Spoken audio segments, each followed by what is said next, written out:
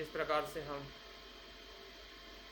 इस विषय का जो अभ्यास पिछले 3 दिनों से कर रहे हैं, आज का चौथा दिन है और चौथे दिन में जो हमारा तीसरे दिन का कुछ हिस्सा बाकी था उसको हम थोड़ा जानने का, समझने का प्रयास करने वाले हैं। कल हमने विचार जो ध्यानांग जो है उसके ऊपर हमने थोड़ा अभ्यास किया था और कुछ जानकारी कह सकते हैं, कुछ बातें उसमें बाकी थी। विशेषता विचार और चिंतन में क्या फ़र्क है या फ़र्क नहीं है, तो उसको लेके थोड़ा हम बात करने वाले हैं। और उसके बाद अगर आपके तरफ से कुछ कमेंट्स है, कुछ बातें अगर आप शेयर करना चाहते हैं तो 10 मिनट का समय आपको दिया जाएगा। और उसके बाद फिर हम आज का जो हमारा महत्वपूर्ण जो अंग है प्रीति, उसके बारे में हम अभ्यास करने वाले हैं। तो हमने कल देखा कि विचार ध्यानांग का दूसरा अनुभव है या दूसरा अंग है, जिसमें वितर्क के साथ में ध्यान शुरू होता है और विचार के साथ में, उसके साथ में वो ठहर जाता है या स्थिर होने लगता है।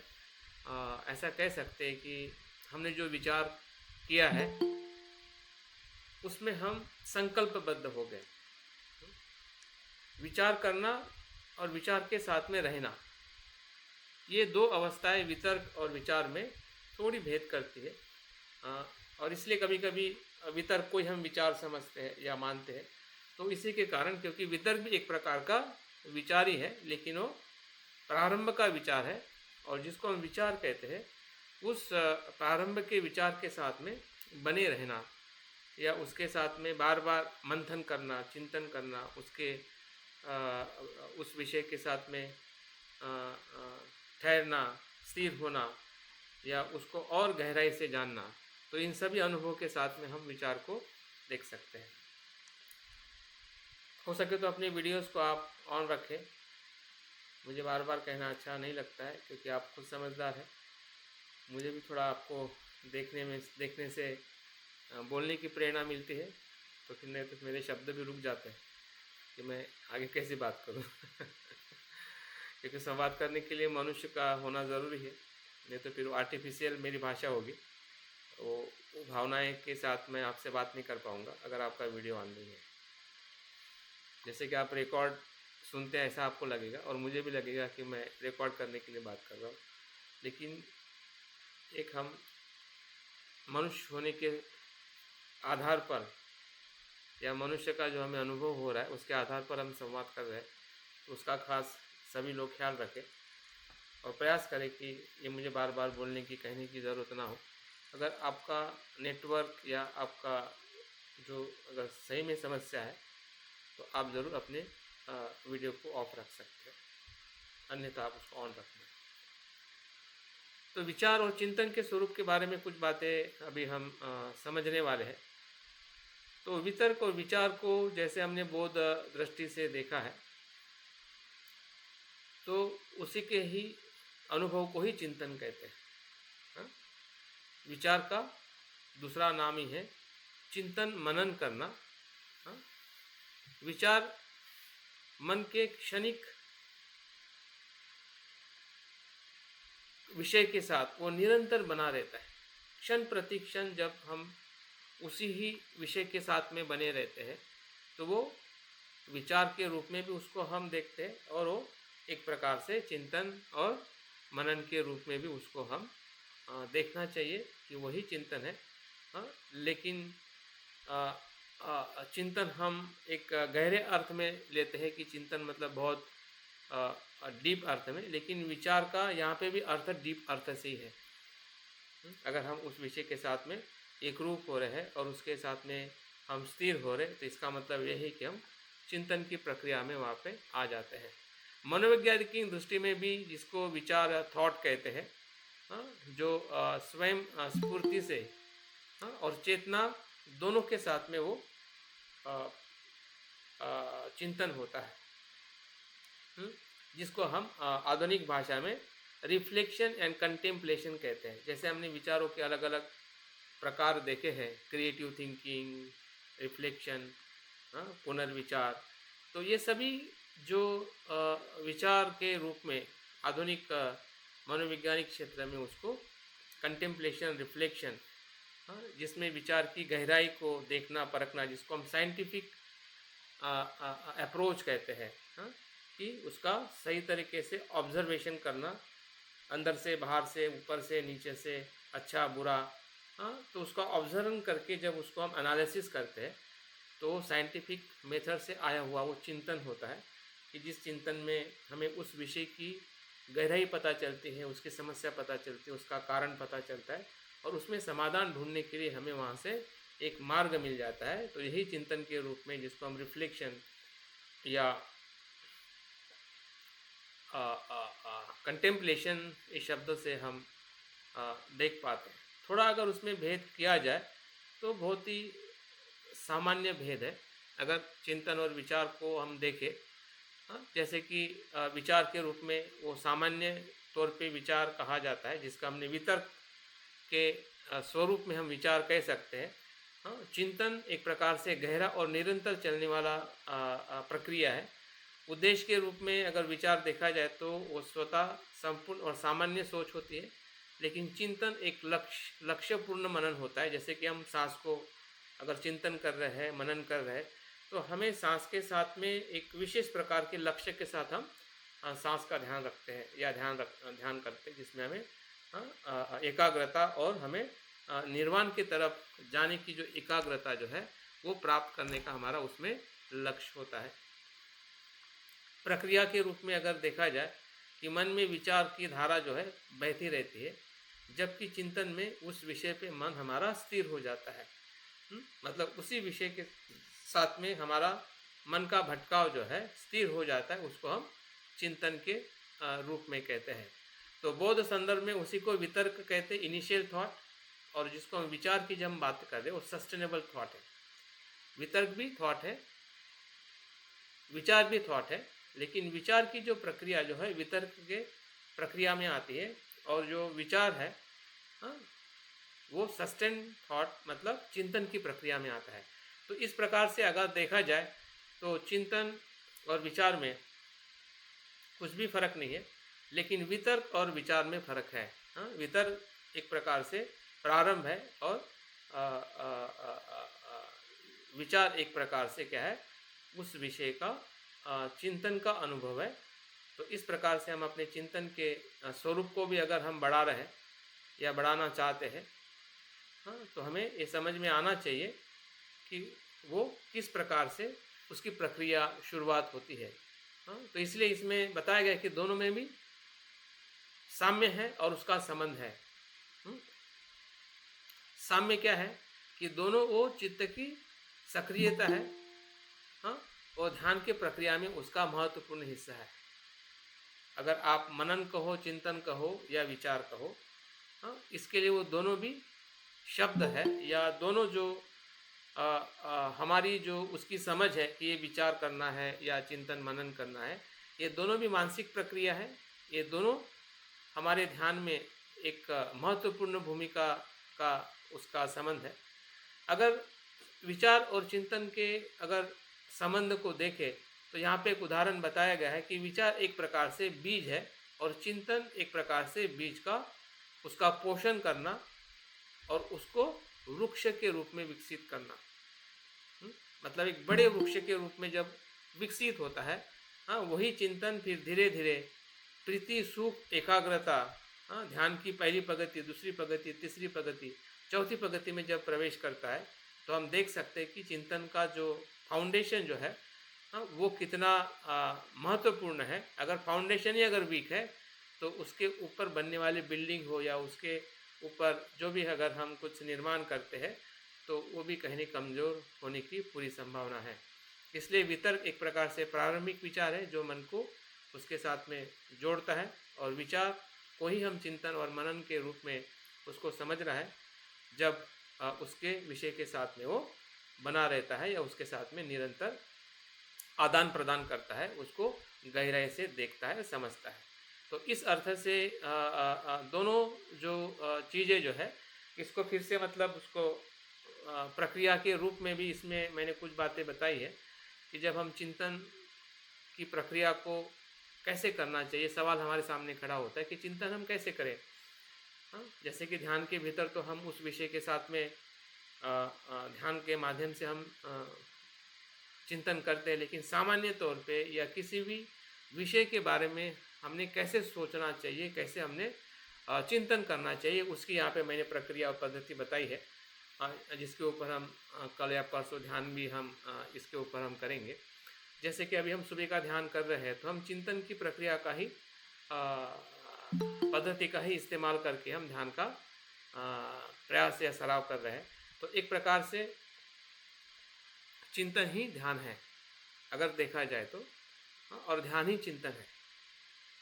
लेकिन उसमें विषय की जो पसंदगी जो है, अगर वो विषय अगर काम छंद का होगा, संसारिक विषयों का होगा, तो वो चिंतन जो है वो चिंता की तरफ जाता है, काम भोग की तरफ जाता है, संसार की तरफ जाता है। अगर उसी विषय में अगर ऐसा विषय अगर हम पसंद करते हैं, सांस है, मैत्री है, जितने भी सकारात्मक और विधायक जो विषय जो है, अगर उसकी पसंदगी हम करते हैं, उसके साथ में जाते हैं, तो वही विषय का बार बार चिंतन वो हमें कुशल चित्त और सुख की तरफ ले जाने वाला मार्ग निर्धारित होता है। तो इसलिए इसमें 5 या 6 प्रक्रिया इसमें बताई गई है चिंतन करने की। एक तो सबसे पहले हमने विषय का चिंतन करना, चयन करना चाहिए, सिलेक्शन ऑफ द सब्जेक्ट। क्योंकि हमारे पास में बहुत सारे सब्जेक्ट हमारे मन में आते हैं कि हमें इस पे सोचना है, उस पे सोचना है, उस पे सोचना है। तो जो भी विषय के ऊपर हमें अपनी समझ बढ़ानी है, जैसे कि अनित्य, दुख, अनात्म, चार आर्य सत्य, लोभ, द्वेष, जो भी हमें हमारे लग रहा है कि इस विषय के बारे में हमें ज़्यादा गहराई से उसको समझना है, जानना है, ऐसा कोई भी एक विषय हमने चूज़ करना चाहिए। और वो पसंद करने के बाद उसको हमने सही तरीके से श्रवण करना चाहिए, समझना चाहिए कि वो विषय का आधार क्या है, मैं उस विषय को क्यों पसंद कर रहा हूँ और उसका संदर्भ कहाँ कहाँ पे दिया हुआ है। जैसे कि कोई सूत्र है, कोई उपदेश है, कोई ग्रंथ है, मतलब हम कह सकते हैं कि जो डेटा जो है, डेटा को कलेक्ट करना है। अगर आपको चिंतन हमारा इसलिए सफल नहीं होता है क्योंकि हमारे पास में डेटा ही हम नहीं लेते हैं। अगर डेटा लेते भी हैं तो हमारे सोर्सेज बहुत लिमिटेड होते हैं। एक दो बुद्धायन धम्मा से लेंगे, धम्मपद से लेंगे और बस खत्म। तो जितना आपके पास में डेटा कम रहेगा उतना ही आपका चिंतन गहराई में नहीं जाएगा। जितना आप डेटा लोगे, धम्मपद से लोगे, बुद्धायन धम्मा से लोगे, भंते के रेफरेंस से लोगे, आधुनिक दलाई लामा हो या जो भी उसके रिलेटेड जो बातें जिस ग्रंथ में जिस व्यक्ति ने की, और आधुनिक परिप्रेक्ष्य में भी साइंस क्या कह रहा है, मनोवैज्ञानिक क्या कह रहा है, दो तीन तीन बातें भी अगर आप उसके पढ़ते हो, लेते हो, तब आपका चिंतन गहरा हो सकता है। इसलिए श्रवण मतलब एक प्रकार से डेटा कलेक्ट करना। तीसरी बात है, फिर बाद में ये जो भी डेटा हमारे पास में हमने कलेक्ट किया है या जो भी हमने जाना है, सुना है, उसके आधार पर हमें 3 सवाल पूछने हैं। ये सवाल है खुद के अपने आप को पूछने हैं कि जो विषय जो है वो मेरे लिए क्या है, उसका क्या महत्व है, मुझे क्या उसमें से ढूंढना है, या मेरे लिए क्या लाभ है, औरों के लिए क्या लाभ है, मेरे लिए क्या हानि है, औरों के क्या लिए हानि है। तो वाई, व्हाट और हाउ, ये जो सामान्य जो सवाल जो है, ये चिंतन का सबसे कह सकते हैं कि गहराई की तरफ ले जाने वाला प्रक्रिया है। लेकिन वो सवाल हम तभी पूछ सकते हैं और तभी हमें जवाब मिल सकता है कि हमारा चयन पहले से तय हो। ऐसा ना हो कि हम शुरुआत में एक विषय लें और बाद में चिंतन दूसरे विषय पे करें।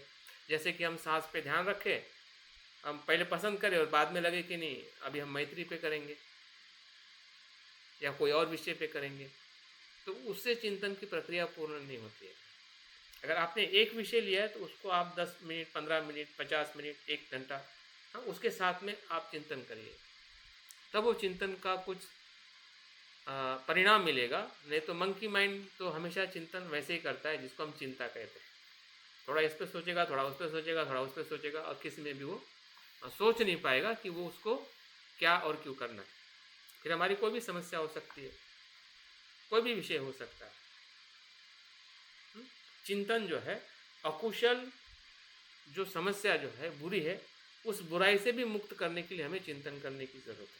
अगर हमारे में लोभ है, हमारे में अगर द्वेष है, तो उस विषय पे भी हमने चिंतन करना चाहिए कि ये द्वेष मुझ में क्यों है, ये कहाँ से आता है, क्यों आता है, मैं क्या चाहता हूँ, मेरा क्या हानि हुई है, मुझे क्या फ़ायदा हुआ है, मेरे शरीर पे इसका क्या परिणाम हो रहा है। अगर परिणाम होगा, बीमार पड़ूंगा तो मेरा पैसा कितना खर्चा होगा, मैं सुखी रहूँगा कि दुखी रहूँगा। ये सभी सवाल के साथ में जब हम अपने द्वेष को, लोभ को, या जो भी हमारी बुराई है, अगर उस बुराई पे अगर हम चिंतन करते हैं तो हमें वहाँ से उस बुराई से मुक्त होने का मार्ग मिल सकता है। और इसलिए चिंतन दोनों जगह पे बुद्ध ने बताया, नकारात्मक भी बताया कि जो बुराई है उस पर भी चिंतन, जो हमारे स्वभाव है, और जो हमारे सकारात्मक स्वभाव है उसमें भी चिंतन। तो हमारे हमारे स्वभाव धर्मों को, या हमारी जो समस्या जिस स्वभाव के साथ में ज़्यादा एग्रेसिव है, ज़्यादा हमें परेशान कर रही है, ज़्यादा हम परेशान हो रहे हैं, हमने अपने स्वभाव को पहचान के हमने विषय को चिंतन करने के लिए लेना चाहिए कि मुझ में ज़्यादा द्वेष है, तो द्वेष और मैत्री के दो विषय को हमने बार बार चिंतन करना चाहिए कि द्वेष क्या है, कैसे आता है, क्यों आता है, और फिर मैत्री कैसे मुझे इस द्वेष से दूर कर सकते, मैं कैसे बेहतरीन और अच्छा मैं अपने जीवन के साथ सुखी हो सकता हूँ। तब जाके हमारी मैत्री बढ़ेगी और द्वेष कम हो, क्योंकि हमने उस प्रकार से चयन किया है, उस प्रकार से हमने कुछ शुद्ध पढ़े है, कुछ सुना है, अलग अलग रेफरेंस हमने लिए है। जैसे कि अब हम ब्रेन की हम बात करें तो ब्रेन में अगर द्वेष आता है तो कैसा परिणाम होता है, माइग्रेन हो जाता है, या फिर ब्रेन स्ट्रोक हो जाता है, या बहुत सारे पैरालिसिस हो जाता है। ये कहाँ की बीमारी है, ये ब्रेन पे अटैक है द्वेष का, भय का। तो हमें कब समझ में आएगा, तो जब हम उस विषय के साथ में उस प्रकार का रेफरेंस लेके हम थोड़ा सोचेंगे, अभ्यास करेंगे, पढ़ेंगे, तब जाके हमारा चिंतन गहरा और परिपूर्ण हो सकता है। चौथे, इसमें उसका हमें विश्लेषण करना है। जो भी चीज़ें हम पूछ रहे हैं कि ये क्या है, वो क्या है, क्यों है, तो हमने उसका कंपेरेटिव स्टडी करनी है कि यहाँ पे ऐसा है, वहाँ पे ऐसा है, वहाँ पे ऐसा है, तो इसमें कितना साम्य है और कितना किसमें अधिक ज़्यादा है।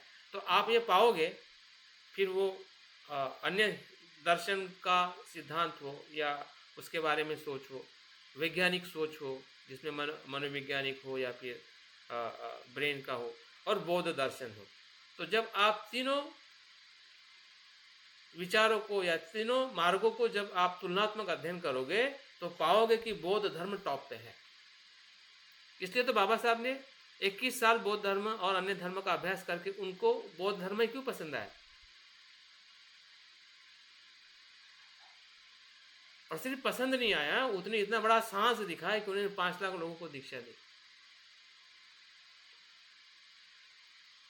ये साहस आने का कारण यही है कि उन्होंने तुलनात्मक धर्म का अभ्यास किया, और अभ्यास से ये पाया कि बौद्ध धर्म में ही वो सभी चीज़ें हैं जो बाबा साहब 1950 में बुद्ध और उनके धम्म के भविष्य में लेख में बस बताते हैं कि 4 बातें जिस धर्म में होगी उसी धर्म का वो अनुसरण करेंगे, या वही धर्म मानव जाति के लिए कल्याणकारी है। उस क्राइटेरिया में बाबा साहब ने पूरे धर्म के सिद्धांत को तुलनात्मक अध्ययन करके जो परिपूर्ण है, कल्याणकारी है, सुख देने वाला है, उस धर्म का चयन करके हमारे सामने रखा है। तो हमें भी हमारी जो समस्या जो है, या हम जिस विषय पे चिंतन कर रहे हैं, तो हमने उसके बारे में भी ऐसा ही अध्ययन करने के लिए आगे आना चाहिए। तभी हमारे में जो भी भ्रम है वो भ्रम से हम मुक्त हो सकते हैं। नहीं तो हमेशा हमारे मन में शंका बनी ही रहेगी कि आत्मा है या नहीं है, जन्म है तो मृत्यु के बाद पुनर्जन्म है या नहीं है, निर्वाण होना, संसार में आना, ये सभी बातें हमारे द्वंद्व में ही रहेगी, क्योंकि मोक्ष की बात अन्य धर्म में भी की जाती है, बौद्ध धर्म में भी की जाती है।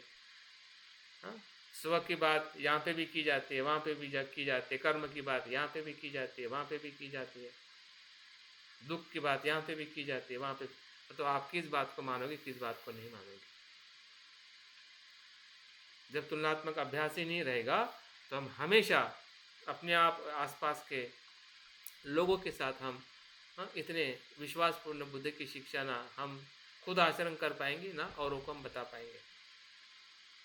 और इवन बौद्ध धर्म के भीतर ही इतनी सारी शाखाएं, इतनी सारे ग्रंथ है, इतनी सारी दर्शन है, अगर उसमें भी अगर हम तुलनात्मक अभ्यास नहीं करते हैं तो हम अपने धर्म में ही फंसे रहेंगे कि कौन सा ले कौन सा ना ले, कौन सा सही है कौन सा सही नहीं है, इसी द्वंद्व में रहेंगे।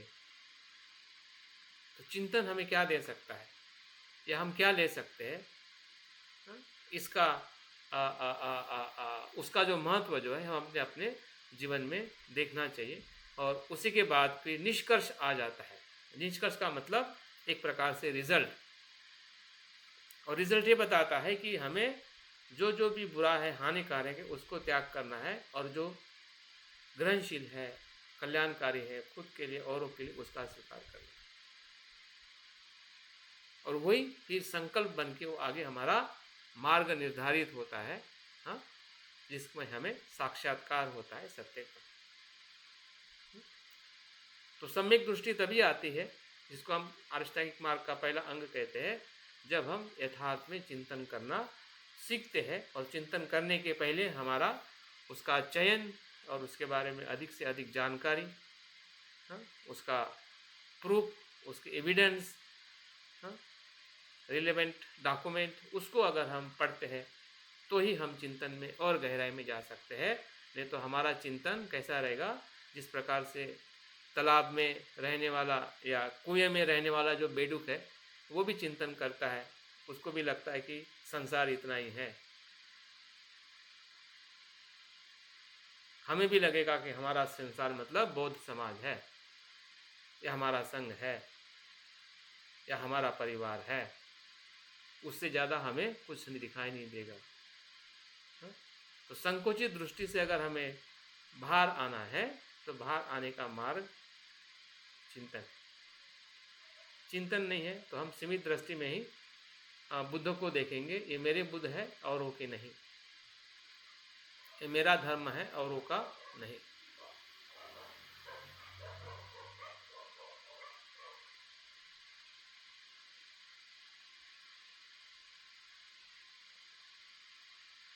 छह नंबर का बताया नहीं। अब 6 नंबर का क्या 6 नंबर? चिंतन। हाँ, 6 नंबर का मतलब साक्षात्कार, ठीक है। साक्षात्कार। हाँ, मतलब डायरेक्ट वो अनुभव हो जाता है फिर, ठीक है। जब आपका निष्कर्ष निकल जाता है कि भाई ये करना है, ये नहीं करना है, ये कुशल है या अकुशल है, अकुशल को छोड़ देते हैं, कुशल के साथ में आगे जाते हैं, तो एक प्रकार से पूरा वो साक्षात्कार हो जाता है कि जिस विषय के साथ आप आगे जाना चाहते हैं, वो अभी आपका अनुभव है, अभी किसी और का अनुभव नहीं है। आप खुद जान रहे हैं कि भाई जिस विषय को आप जानना चाहते थे, आप खुद प्रमाण बन गए हैं। धम्म का प्रमाण कौन है? बुद्ध है। हाँ? अगर धम्म का प्रमाण आप बोलोगे कि धम्म में जो भी शिक्षाएं दी है उसका प्रमाण कौन है? बुद्ध है ना, क्योंकि बुद्ध ने उसका अनुभव किया, जिसको संसार और निर्वाण कहते हैं। और ये भी उस प्रमाण, ऐसा प्रमाण कि जो मनुष्य रूप में जिसने जन्म लिया और अपने प्रयासों से उन्होंने ज्ञान को प्राप्त किया, उसी ज्ञान को हम धम्म कहते हैं, जब वो अपने लिए लोगों को कल्याण के लिए बताते हैं। तो स्वयं प्रमाण बन गए ना। तो अनुभव स्वयं प्रमाण है। इसलिए बुद्ध कहते हैं ना कि आप किसी के कहने से, सुनने से आई हुई बातों पे विश्वास आप तब रखें कि जब आप खुद उसको प्रमाणित कर सके कि ये कुशल और सच्चा है या नहीं है। तो हम कब प्रमाणित करेंगे? जब हमारा अनुभव होगा तभी तो हम प्रमाणित करेंगे ना कि ये झूठ है, ये सच है। अगर हमें हमारा अनुभव नहीं होगा तो हम कैसे प्रमाणित कर सकते हैं? जैसे कि सोने को परखने वाला जो सोनार है वही तो सोने की परख करेगा। क्या आप और हम पहचान पाएंगे कि सोना और तांबा सोना और क्या बोलते हैं उसको, बाकी धातु में क्या फर्क है? पीतल पीतल होता पीतल, है। ठीक है, पीतल भी सोने जैसा ही दिखाई देता है, वो तो सोनार ही करेगा ना। तो हमें भी इसी प्रकार से चीज़ों को देखने वाला, अनुभव करने वाला अगर होना है तो चिंतन के सिवा दूसरा कोई मार्ग नहीं। चिंतन हमें सीखना ही सीखना है, और उस चिंतन के आधार पर हमने जो भी हमारे धर्म की शिक्षा हो या अन्य धर्म की शिक्षा हो या आधुनिक जगत में जो भी बदलाव आ रहा है, उसके बारे में अभी आजकल एआई टेक्नोलॉजी आ रही है, इंटरनेट आ रहा है, व्हाट्सएप आ रहा है, तो ये सभी हमारे लिए समस्या है और समाधान भी है। समस्या का समाधान भी और समस्या का निर्माण भी वही कर रहे हैं। तो इस विषय के बारे में अगर हम नहीं सोचेंगे तो हम आने वाले जनरेशन को कैसे बचाएंगे? हम तो फंसे नहीं हैं, क्योंकि हमको पता है कि इसमें हम नहीं फंसने वाले हैं, लेकिन जो बाकी लोग तो फंस रहे हैं ना, फंसने वाले हैं। तो इसका चिंतन हम नहीं करेंगे कि उसका क्या है, कैसे है, कितना उपयोग करना है, क्या होता है। आज कितने सारे रिसर्च हो रहे हैं, बताया जा रहा है कि एडिक्शन, मोबाइल एडिक्शन एक अपने आप में रोग बन गया है।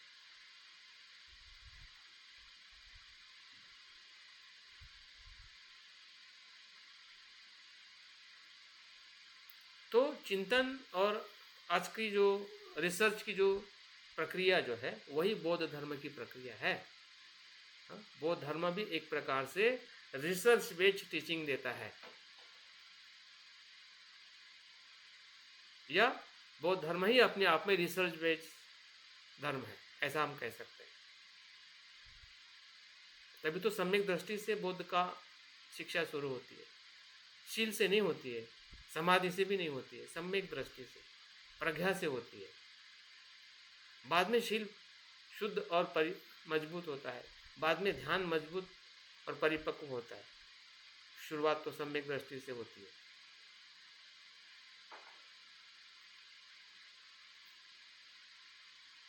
और वही सम्यक दृष्टि आज मनोवैज्ञानिक जगत में, जिसका यहाँ पे थोड़ा मैंने आपको समझाने के लिए बताया है कि बौद्ध विचार विश्लेषण और कॉग्निटिव थेरापी का ही एक प्रकार से जो हमारी सोचने, कॉग्निटिव थेरापी मतलब सोचने की सोचने का क्या कहते हैं, थेरापी, कि हमने कैसे सोचना चाहिए।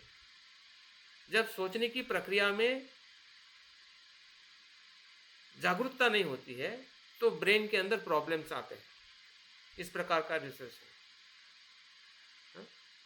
कॉग्निटिव थेरापी क्या करती है कि सोचने की प्रक्रिया को वो सरल, सहज और नैसर्गिक बनाते हैं। जैसे कि हमारे सोचने की प्रक्रिया में जब माइंडफुलनेस आता है, जागृति आती है, तो हमारी सोचने की प्रक्रिया बहुत ही सरल, तरल और मंगलमय होती है। तो उसी ही थेरापी को यहाँ पे अप्लाई करके जो ब्रेन के भीतर जो एक सोचने की जो कंसेप्ट जो है, जिसको कॉग्निशियन माइंड कहते हैं, कॉग्निटिव मतलब सोचना या सोचने की प्रक्रिया की थेरापी, ट्रीटमेंट। क्योंकि सोचने की प्रक्रिया से सब कुछ गड़बड़ होता है।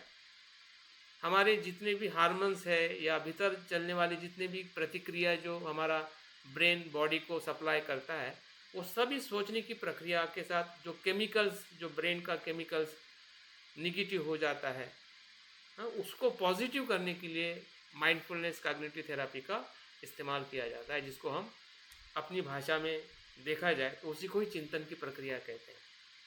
हम चिंतन की प्रक्रिया अपने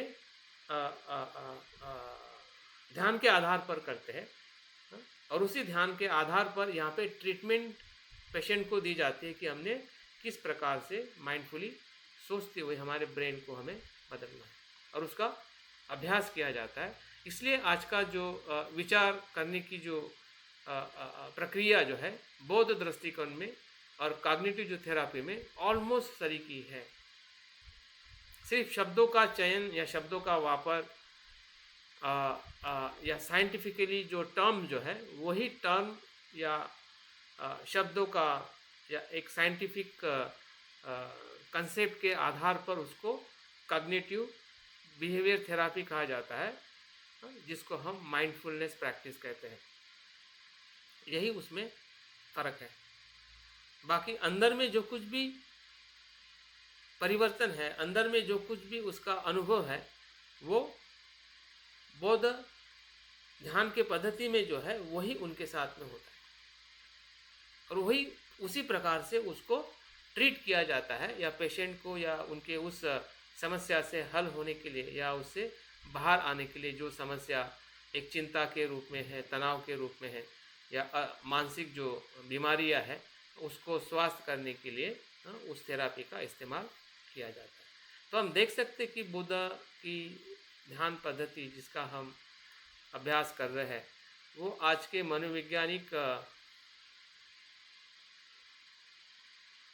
मनोवैज्ञानिक जगत में कितनी महत्वपूर्ण हो चुकी है, ताकि हम अपने मन को हाँ, समझने का या देखने का हमारा जो नज़रिया जो है, वो बहुत ही महत्वपूर्ण होना चाहिए, या हमने अपने विचारों को या मन को देखने के लिए हमने अधिक अधिक प्रयास करना चाहिए, ताकि हम अपने जीवन को बेहतरीन बना सके और औरों के जीवन को भी हम बेहतरीन करने के लिए मदद कर सके। यहाँ पे एक माइंड मैप करके मैंने बताया है कि कोई भी विचार, ये माइंड मैप मतलब एक प्रकार से चिंतन करने का एक मैप है। जैसे कि हम किसी जगह पे जाते हैं तो पहले मैप को पढ़ते हैं और बाद में उस दिशा से हम उस जगह पे पहुँचते हैं। तो उदाहरण के तौर पे यहाँ पे बताया कि अगर आपका कोई विषय जो है यहाँ पे सेंटर में होगा, जिस विषय पे आप बात करना चाहते हैं या सोचना चाहते हैं, उसके फिर 4 या 5 आप डायरेक्शन दे सकते हैं कि ये इसके बारे में मुझे अर्थ जानना है, इसके बारे में मुझे ये जानना है, उसके बारे में ये जानना है, उसके बारे में ये जानना है। आप 4-5 दिशाओं से एक विषय को सोच सकते हैं। फिर वो 5 दिशा या हम 5 मेन ब्रांच कह सकते हैं। फिर मेन ब्रांच की सब ब्रांच वो क्या हो सकती है, उसके बारे में हमें क्या क्या सोचना है, क्या क्या करना है। हाँ, तो इस प्रकार से हमारा जो विचार करने की जो शुरुआत होकर धीरे धीरे वो एक्सपैंड होता है, और वही एक्सपेंडेशन और गहरा बढ़ के फिर और भीतर जाके उसको समझने का प्रयास करता है। फिर वो हमारा कोई भी विषय हो, फिर हमारा एजुकेशन हो सकता है, करियर हो सकता है, हेल्थ हो सकता है, पर्सनल डेवलपमेंट हो सकता है, ध्यान हो सकता है, इकोनॉमिकल डेवलपमेंट हो सकता है, फैमिली डेवलपमेंट हो सकता है, सोशल ट्रांसफॉर्मेशन, मतलब जो भी विषय आप उस केंद्र में रखते हैं, इसका हम कल प्रयोग करेंगे आने वाले सत्र में, ताकि आपको पता चलेगा कि सही में विचार करने की जो हमारी प्रक्रिया जो है, उसमें हम कितना आगे बढ़ सकते हैं। ये सभी रेफरेंसेस है, जिस रेफरेंस के आधार पर मैंने कुछ बातें आपके सामने विचार को समझने के लिए रखी हुई है। यहाँ पे मैं अपनी इस बात को पूर्ण करता हूँ, और नेक्स्ट जो हमारा अभ्यास है उसके पहले 5 या 10 मिनट के लिए आपके लिए स्पेस है कि जो अभी तक आपने समझा है या जो आपको समझ में आया है या नहीं आया है, दोनों को लेके आप अपनी बातों को रख सकते हैं, ताकि हम नेक्स्ट में अगर जा रहे हैं तो पहले का एक प्रकार से हमारा रिवीजन होना चाहिए कि हम सही दिशा में जा रहे हैं या कुछ हमारी और समझने की ज़रूरत है। तो हम उसके ऊपर बाद में और कुछ बातें इसमें अभी कॉग्निटिव वर्ड यूज किया है आपने, कॉग्निटिव थेरेपी। हाँ जी, इसको थोड़ा बताइए। कॉग्निटिव, ये जो है कॉग्निशन साइंस बोलते हैं, जो ब्रेन के साथ में जो एक थॉट प्रोसेस चलती है उसको कॉग्निटिव कहते हैं। जैसे कि हम परसेप्शन मतलब संज्ञा जो बोलते हैं ना, संज्ञा मतलब एक प्रकार का विचार है, आप नाम देते हैं, और नाम देने को ही कॉग्निशन कहते हैं। नाम देने की प्रक्रिया ही ब्रेन के अंदर जो घटित होती है, वो कॉग्निशन के नाम से या कॉग्निटिव के नाम से उसको जाना जाता है। और उसी ही थ्योरी में कॉग्निशन, अगर हमारा सही सोच नहीं है तो बहुत सारी बीमारियां हमारे ब्रेन के हिस्से में उसका प्रभाव होके बहुत सारी बीमारियों के साथ में हम रहते हैं। लेकिन जैसे इस थेरापी को वहाँ पे इम्प्लीमेंट किया जाता है, इम्प्लीमेंट करने का जो तरीका जो उन्होंने दिया है उसको हम बाद में बताएंगे। बहुत ही इजी तरीका है जो हम कल के सत्र में उसको हम इम्प्लीमेंट करेंगे। एक प्रकार से वो बताते हैं कि आपके थॉट्स को आपने लिखना चाहिए, ये उसका एक प्रयोग है। आपके थॉट्स को आपने राइट डाउन करना है, जिसको बोलते हैं ना डायरी मेंटेन करना है। जैसे जैसे डायरी मेंटेन करते हैं वैसे वैसे आप रोज़ अगर डायरी मेंटेन करते हैं तो आप पाओगे कि आपके थॉट में कैसे बदलाव हो रहा है। और एक समय ऐसा आएगा कि जितने भी पुराने या गलत थॉट्स हैं अपने आप चले जाते हैं, क्योंकि अपने आप इसलिए जाते हैं क्योंकि वो बुद्धिज़्म के थ्योरी से या सत्यता का जो अनुभव जो है थॉट्स का वो अनित्य है, क्योंकि अनित्य के रूप में हम थॉट को देखते नहीं हैं, इसलिए फिर वो टेंशन है, वरीज है, भय है, उसके रूप में वो परिवर्तित हो जाता है। क्योंकि अनित्य को शब्द में समझना वो समझ में नहीं आता है, लेकिन जो खुद वो राइटिंग करके एक एक थॉट को वो देखेगा हमेशा 10 दिन, तो उसको पता चलेगा कि ये तो थॉट तो तब था, अभी नहीं है, और उसको विश्वास होने लगेगा कि मैं अभी सही तरीके से विचार करने की प्रक्रिया में मैं आ सकता हूँ। वही एक प्रकार से कॉग्निटिव थेरापी है, जिसके माध्यम से लोगों को ट्रीटमेंट देके माइंडफुली कैसे उसमें से बुरे थॉट से कैसे बाहर लाया जाए, जो चिंता, भय और मानसिक बीमारियों का जड़ है। साइकोलॉजिस्ट सर, साइकियाट्रिस्ट पेशेंट जो होते हैं, साइकियाट्रिक पेशेंट, उनको डायरी लिखने के लिए बोलते हैं कि मन में जो विचार आते हैं उसको आप लिखो, जो वही विचार है, बार बार, वही कॉग्निटिव थेरापी है। हाँ, उसको लिखने के लिए बोलते हैं। वही कॉग्निटिव थेरापी का बिगिनिंग है। फिर धीरे धीरे अभी उसमें बहुत सारी टेक्नोलॉजी आ गई है, तो बहुत सारी चीज़ों के साथ अभी इंस्ट्रूमेंट भी या ऐसे कुछ चीज़ों का भी इस्तेमाल किया जाता है। उधर हमें जाने की ज़रूरत नहीं है, जहाँ पे इंस्ट्रूमेंट आता है। हमें जो टेक्निक्स है या जो हमारी मेंटल जो एक्सरसाइज है उसका इस्तेमाल करके हम कैसे उसको समझें, और उसके आधार पर हम अपने ध्यान की प्रक्रिया को और बेहतरीन कर सकते हैं। ठीक है, और कोई अपनी बात रखना और ये चाहेगा? शून्यता से ये कैसे जुड़ी हुई है? हाँ, शून्यता से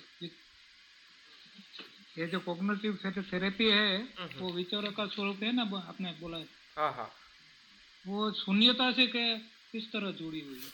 नहीं, शून्यता का यहाँ पे जो अर्थ हम लेते हैं कि जो भी मन में या विचारों में जो भी भाव उत्पन्न होता है या हो रहा है, वो किसी न किसी कारण से है, अपने आप नहीं। उस बात का अनुभव होना ही शून्यता है। शून्यता का अर्थ ही है कि जो स्वतंत्र हमें लगता है कि ऐसा ही है, ऐसा ही रहेगा, उस भाव से मुक्त होना ही शून्यता है। हाँ?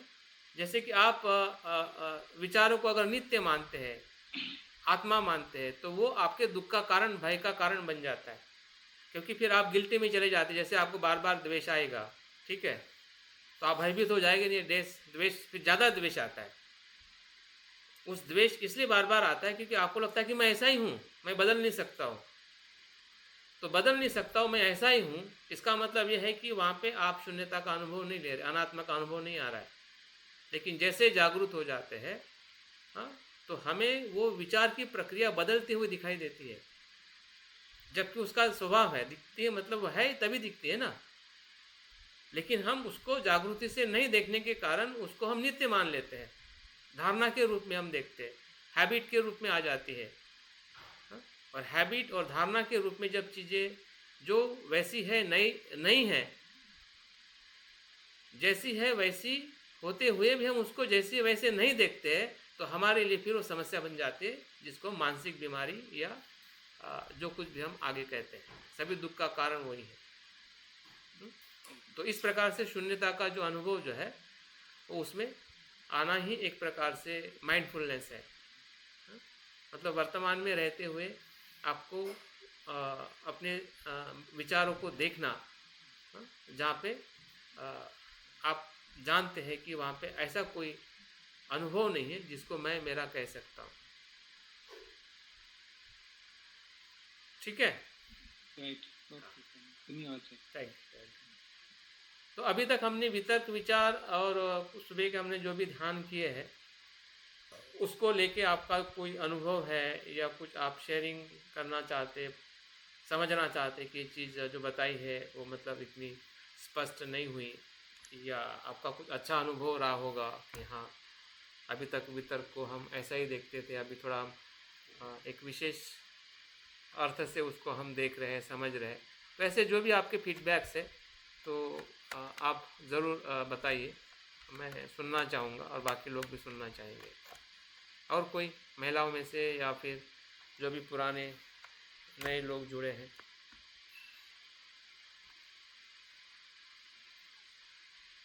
किसी का फीडबैक नहीं है?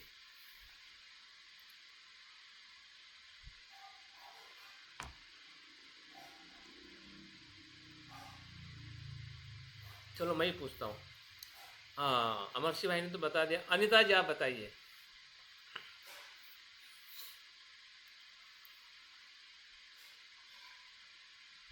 चलो अनिता जी भी बोलने के लिए तैयार नहीं है। अशोक जी आप बता सकते हैं? मतलब सब सो गए ऐसा लग रहा। कि अरे नहीं, हाँ, सोए नहीं, बताए बताए। जब हम विषय अभी तक ऐसे ही ध्यान था ना, तो जब अभी विषय मतलब विषय को पसंद किया करना, विषय को पसंद है तो ही हम उसके इसमें जा सकते हैं।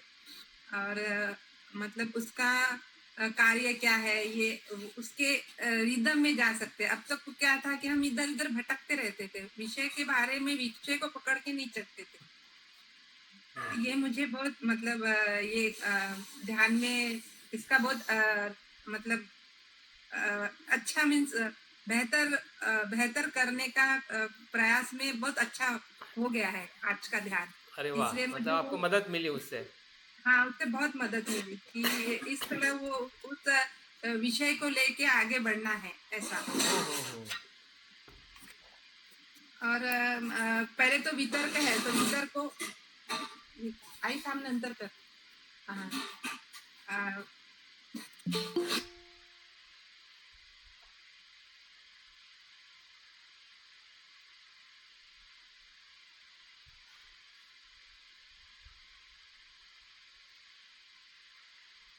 हाँ बोलिए बोलिए अनिता जी, सुन रहे हैं आपको।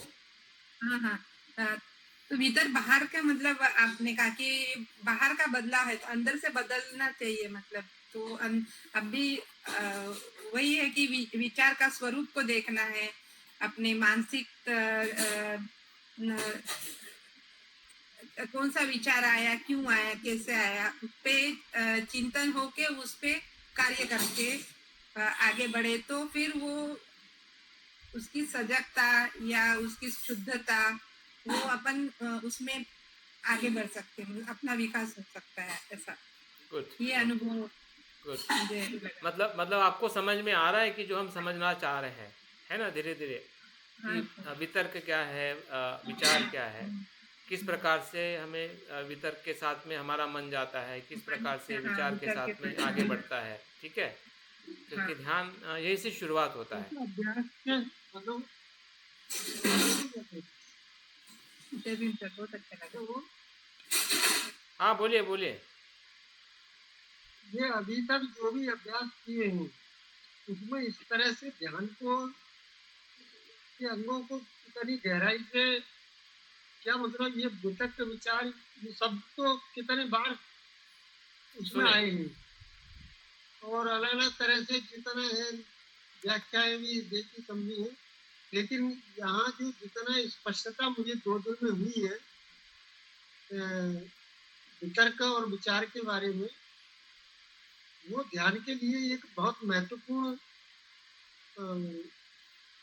घटक के रूप में है। तो अगर ये हम समझते हैं तो हमारा मेडिटेशन बहुत अच्छा हो सकता है, ऐसा मतलब मेरा अनुभव। बिल्कुल अच्छा भी हो सकता है और हम हमारे ध्यान की अवस्था को पहचान सकते हैं, सबसे महत्वपूर्ण बात है। जी जी जी। अभी तक हम ध्यान कर रहे हैं लेकिन हमारी ध्यान की अवस्था ध्यान में आ रही है या नहीं आ रही, इसमें ही हम संभ्रमित हैं, पता ही नहीं चलता है कि हम उस अवस्था में जा रहे हैं या नहीं जा रहे हैं। और ये जो इसमें एक टेबल आपने दिया ना, जो इसमें श्रवण करना, मनन करना और उसका जो विश्लेषण करके निधिध्यासन की बात कही है जो, तो वो अलग अलग प्रकार से उसको बहुत डेप्थ में जाना है बिल्कुल बिल्कुल। और उसका सच्चा स्वरूप जो है उसको इंडिपेंडेंट रूप से समझना। तो ये सारी बातें उसके इससे अभ्यास से स्पष्ट हो रही हैं, इसलिए ये लाभकारी सिद्ध हो रहा है मेरे गुड लिए। Good good good, thank you Subhash ji. हाँ रत्ना जी, आप माइक ओपन किए थे, बताइए आप क्या बताना चाहते हैं। हम बताना चाहती हूँ। बिल्कुल हाँ, मुझे नहीं लगता मैं अच्छी तरह से एक्सप्लेन कर पाऊँ, लेकिन चलेगा, मुझे जितना जो है उतना ही बताइए, ज़्यादा हम समझ जाएंगे हाँ आप क्या कहना चाहते हैं। तो आपने जो शुरू शुरू में वितर्क को देखने को बोला और फिर विचार जो मन में आते हैं ना, मैं वो अपने प्रैक्टिकल अनुभव से आपने जो बताया रहा था वो प्रैक्टिकल की तरफ ले जा रही थी। Good. हर बार क्या होता, कोई भी समस्या आती है, कोई भी विचार आता है तो कुछ समय आपने भी कहा था कि कुछ समय उसमें रहते हैं, बाद में निकल जाते हैं, उसको वैसे ही छोड़ देते हैं, कहा था, याद है आपको?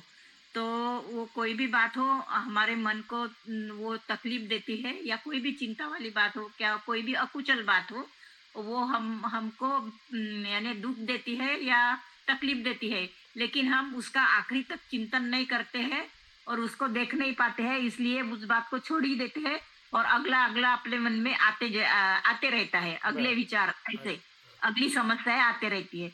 तो मैंने ये देखी हूँ और मैं हमेशा ही करती हूँ। आपके ऐसा ही होता है कि हमारे जीवन में जो भी जब समस्या आती है तो बस उतने पुरता हमारे माइंड को वो तकलीफ देती है, बाद में हम उसको छोड़ देते हैं, वो विषय हमारे मन में वैसा ही पड़ा रहता है। लेकिन आपने जब बोला तो आज का ध्यान ऐसा था मेरा कि वो मैं आखिरी के स्टेप में वो चिंतन नहीं कर पा रही थी और बेल छूट गई, यानी समय हो गया, लेकिन फिर भी बैठे रही, अरे वो वाह, विषय गुड मन में पकड़ के बैठे रही। हाँ हाँ तब कहीं वो मेरी मन की एकाग्रता हाँ मिल गई मुझे और तब वो विषय का मैं जब चिंतन कर रही थी तो उसमें कुछ पॉइंट्स मिले मुझे ऐसे कि वो यानी उसको निरस्त करने के, उस समस्या को निरस्त करने के, तो उसमें मैं कुछ अपने अनुभव देख रही थी, फिर बुद्ध के अनुभव देख रही थी। वो ऐसे कभी आते नहीं मन में, लेकिन आए कि मेरी जो समस्या है, इस समस्या में बुद्ध किस प्रकार विचार कर रहे थे। बुद्ध ने तो ऐसा नहीं किया, मैं क्यों पकड़ के रखती हूँ या मैं क्यों उस तृष्णा को छोड़ नहीं पाती हूँ। बुद्ध ने तो ऐसा किया, ऐसा किया, ऐसा अंतन खोल खोल ऐसा सोचने के बाद मुझे वो समस्या का यानी वो चिंतन करते करते वो समस्या का हल मिला। हल मिला यानी मैं उसका परिणाम समझ पा रही थी। तो मुझे लगा कि ऐसा हमने हमेशा करना चाहिए, लेकिन हम क्या करते, किसी भी बात का दुख होता हुआ या कोई भी तकलीफ हुई, हम उतने ही बुरा लेते हैं, बिल्कुल थोड़ी बिल्कुल देर बिल्कुल ये बिल्कुल, करते हैं और छोड़ देते हैं, गहराई में नहीं जाते हैं। गहराई में नहीं जाते। हाँ हाँ तो बिल्कुल और मुझे आप बता रहे थे तभी था ये बात समझ में आई कि सर बराबर बोल रहे हैं। मैं ऐसे ही हमेशा करती हूँ, थोड़ी देर दुख मनाती हूँ और उस विषय को छोड़ देती बिल्कुल हूँ। बिल्कुल बिल्कुल, हाँ? ये सभी की तो समस्या ऐसी है, सभी की समस्या है ये। हाँ, किसने सभी में की हाँ समस्या है, हाँ लेकिन हाँ, आप बता रहे थे तो मैं उसको मार्क कर रही थी कि मेरा गुड ऐसा ही होता है। गुड गुड तो होता है बोलने से 3 पायरी तो हो गई, चौथी भी पायरी आ गई, लेकिन मैं सफलता में नहीं जा पा रही थी, मतलब ऊपर ही ऊपर रह रही थी। लेकिन मैं और बैठ गई, आप सब जाने के बाद भी बैठ गई और उसका चिंतन की, तो इसका मुझे समाधान मिला गुड कि गुड हाँ, गुड, ऐसे ऐसा है, इससे ऐसा है, ऐसे चिंतन करना हाँ चाहिए। हाँ हाँ या ऐसा आपने चिंतन से का ही बोला था, हाँ मुझे याद है हाँ कि हाँ, हम उसको छोड़ देते हैं। तो ये बात मुझे आज समझ में आई। Very good very good very good, thank you very much Ratna ji. यही है कि जब हम अभ्यास का आ, उद्देश्य लेके जब हम श्रवण करते हैं तो हमें बहुत कुछ हमारी जो समस्या है हमें समझ में आने लगती है कि कहाँ पे हम गलत है, कहाँ किस दिशा से हम जा रहे हैं। और मनीष खानिया जो गांधीनगर से ज्वाइन हुए हैं, मुझे लगता है कि उन्होंने भी अपना कुछ शेयर करना है। हाँ जय भीम। तो काफी अच्छा आपने जैसे बताया कि विषय पे टिकना रहता है, तो जैसे आगे भी बताया सर ने कि जैसे विषय को हम पकड़ते नहीं है, तो जब विषय पर जो टिकना है भीतर, तो उसके बाद हम और गहराई में चले जाते हैं। मीन्स विचार आते हैं जो थोड़ से है, उसके बाद जो चिंतन जो बताया निरंतर उनका मनन होता है। और ये जैसे आपने थॉट की बात लिखने की बोली, तो ऐसा ऐसा चाहिए कभी कभी अपने थॉट हम लिखते हैं और कुछ दिनों के बाद हम देखते तो हम उनमें परिवर्तन होता देखते हैं। और हमको खुद को भी ऐसा लगता है कि ये मैंने लिखा मेरा है नहीं है, या मेरा थॉट ऐसा नहीं उस है, टाइम था बिल्कुल। मेरा मन। बिल्कुल हाँ, बिल्कुल। उस टाइम ऐसा मन था, ऐसा होता है। गुड, सही है, हाँ, सही। ठीक है। और कोई? कपूर चंद जी? हेलो। हाँ जी, बोलिए। हाँ, पूर्णिमा जी बोलिए। ये जो 5 ध्यानांग यानी शब्द से पहचानती थी मैं, यानी इतना सकोल पता ही नहीं था। यानी जो वितर्क आता है शब्द के रूप ही है, शब्द है वो, बस इतना ही पता था। लेकिन अभी आप बता रहे यानी पढ़ा रहे कि यानी वितर्क यानी प्रारंभिक विचार, तो यानी ये मैं भी सोचने लगी कि सही है। यानी जब विचार आता है यानी वितर्क आता है तो वो विचार कब बनता है? जब विचार के साथ जब बने रहते हैं, यानी ठहरते हैं, वहां पे जुड़े रहते हैं, यानी जब स्थिर होते हैं तब बराबर, तब विचार विचार उत्पन्न होता है, सही है।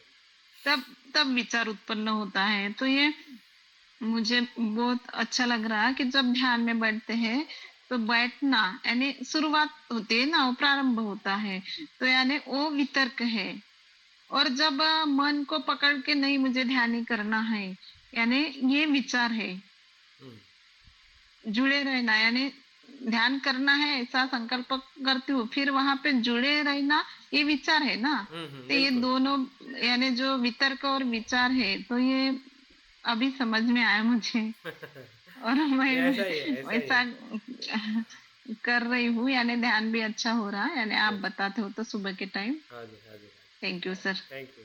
बस यही है कि मैंने भी ऐसा काफ़ी बार सुना है, या आप लोगों ने भी सुना है, लेकिन हमें लगा कि जो हमारे लिए महत्व का है उस पर हमने थोड़ा गहनता से अभ्यास और उसकी स्पष्टता लेनी चाहिए। और मुझे लग रहा है कि आपके रिपोर्टिंग से, आपकी बातों से धीरे धीरे आप स्पष्ट होते जा रहे हैं। ठीक है, थैंक यू पुन्नू भाई।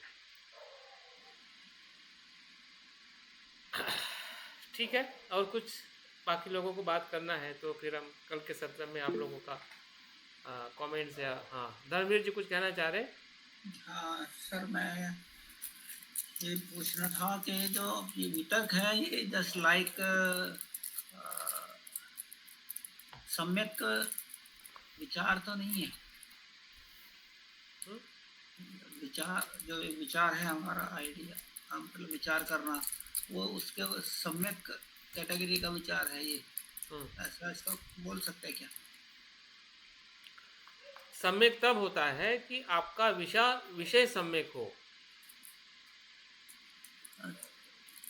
अगर आपका अगर खाने का विषय के ऊपर आप चिंतन कर रहे हैं तो वो खाने की इच्छा से अगर आप विचार कर रहे हैं, स्वास्थ्य के हिसाब से अगर खाने का विचार करोगे तो सम्यक है। ठीक है, अभी खाने का विषय अगर आप सिर्फ खाने के हिसाब से करोगे, खाना कैसे अच्छा मिलना चाहिए, स्वादपूर्ण होना चाहिए, ऐसा होना चाहिए, वैसा होना चाहिए, तो अगर ऐसा विचार करोगे तो वही विचार हुआ कुशल है, असम्यक है।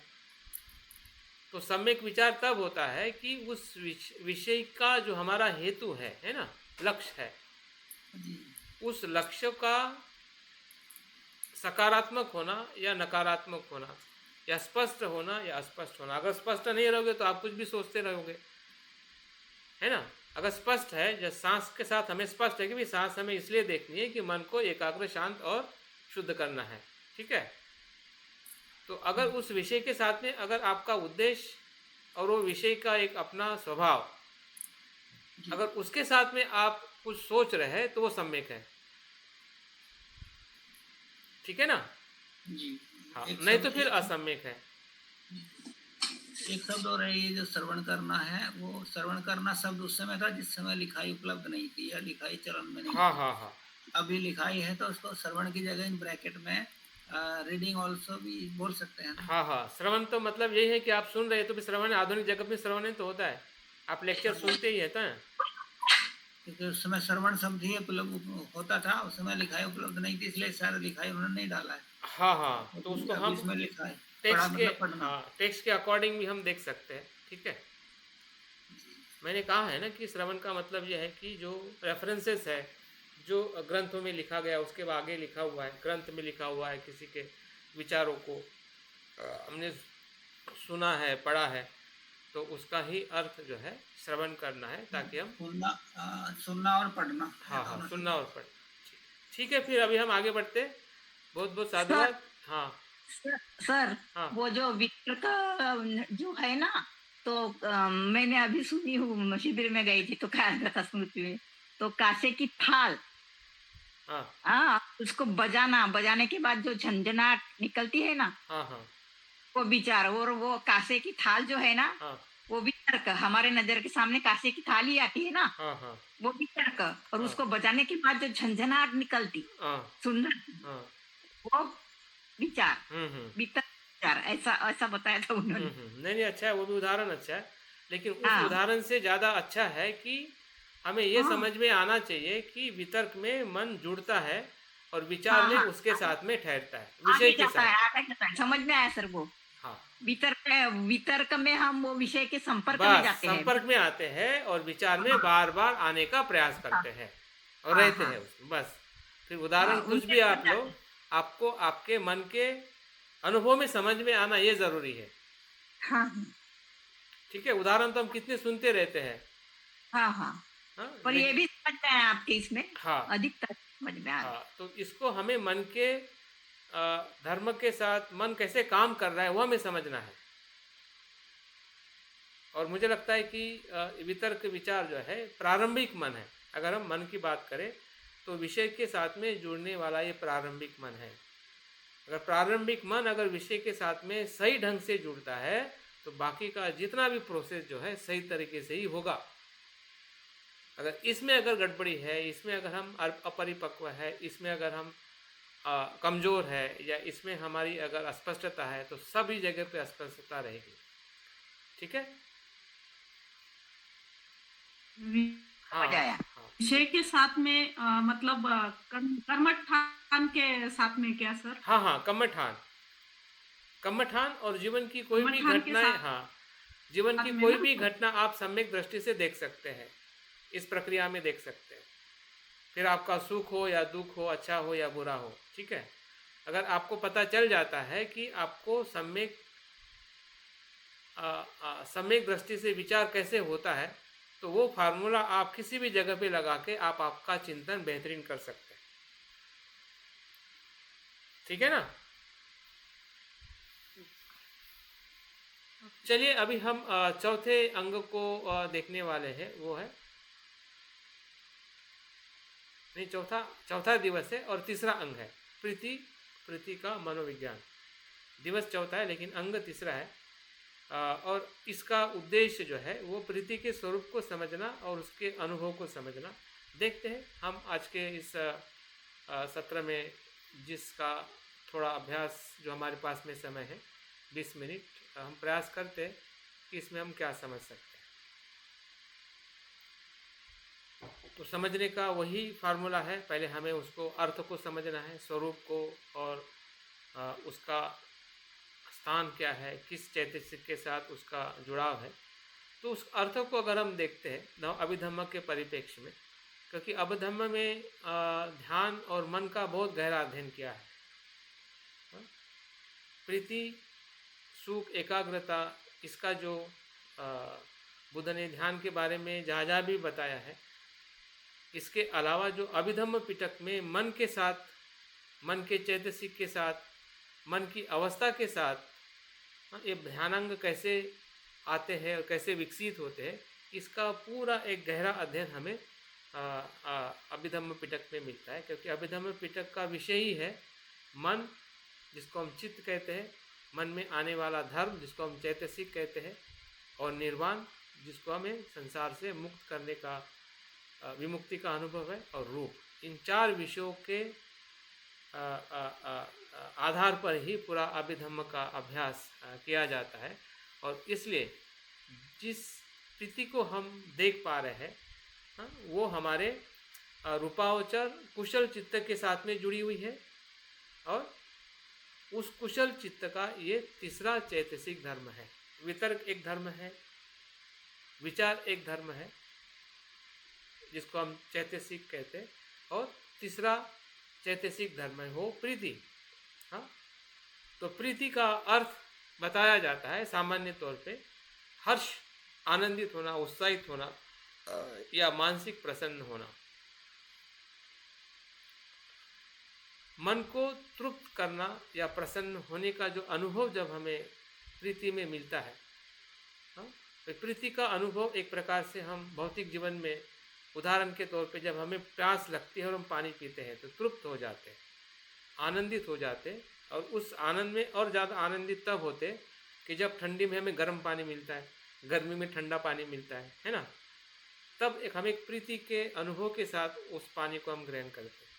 उसी प्रकार से सांस एक हमारे लिए इतना आनंद और ठंडा अनुभव करने वाला अनुभव है, जैसे वितर्क और विचार उसमें ठहरने लगते हैं तो उसी के साथ उसी में रहने का आनंद मिलता है, सांस में आनंद मिलता है।